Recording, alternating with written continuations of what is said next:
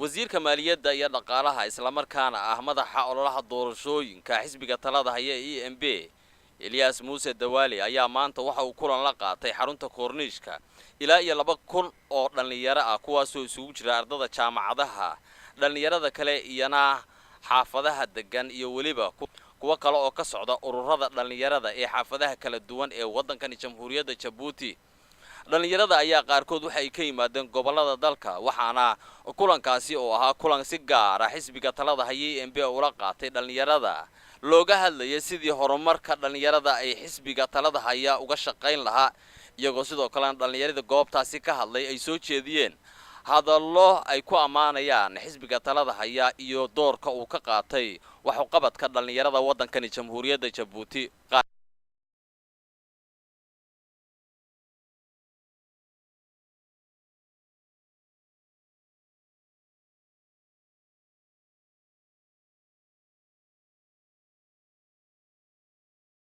Merci à tous. Merci beaucoup, mon amour. Applaudissements. En 2009, j'étais la toute première promotion de l'université de Djibouti, filière éco-gestion. Étant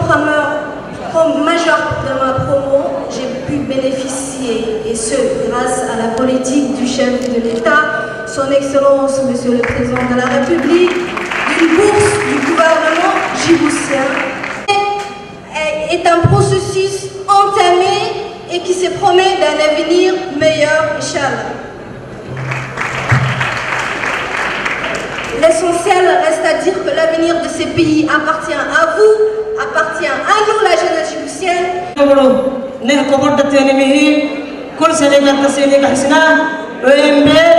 كل سنة نسيني كبار لنا نسيني. مالك استوحى قبتي EMB ما لنا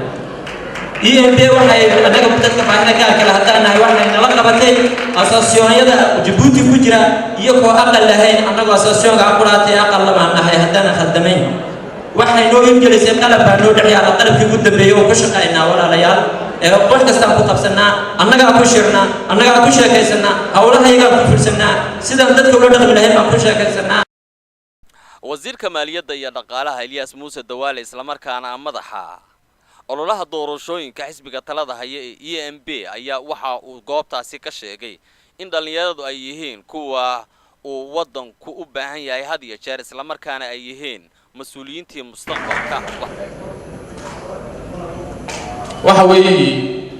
in yar maanta fursad haddii aan u helnay dhalinyarta reer Djibouti si gaar ah inaan isula sheekaysano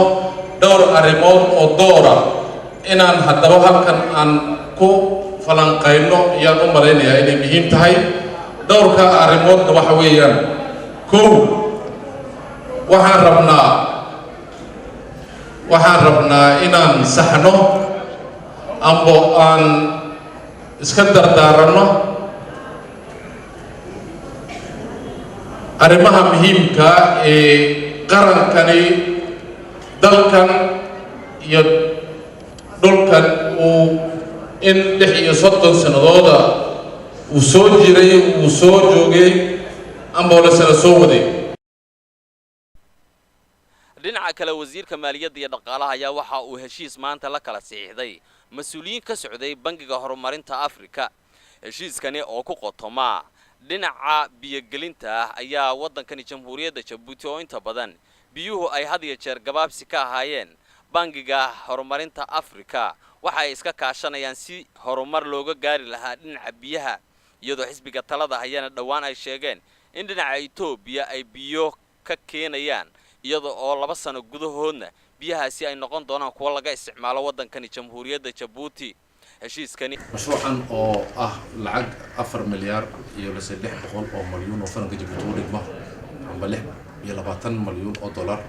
qiyaas ahaan ah waxa uu hadaba tari doonaa oo anfici doonaa magaalooyin muhiim noogu ah oo aan isleenahay biyo agaaraan iyo dhul baadiyaha oo haraadku uu aad u hayo ay ka mid yihiin xilligaasi Tajoora Carta Al-Sabeex iyo heejadaha aan sheegnay ambulance tuulooyinka ambulance degmooyinkaasi in xoolo dhaqatada ee roob la-aantu iyo lese cimilooyinkan isbedelkooda ay qusayaan sidaad ogtihiin baa Djibouti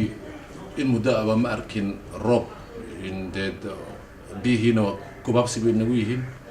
waxaan haddaba dad isnidhi sidii aan wixii aan haysanay aan bulsho biyahan marmar noo suurtagalaya dhinaca ilaahay ee da'aya inaan hayni karno oon dadkii xoolo dhaqatadii aan biyihii aan u xidhi karno biyo xidheenno aan u hayni karno walaalkay maxamed cawaale Mikael Cabdirashiid Bare telefishinka qaranka Soomaaliyeed Djibouti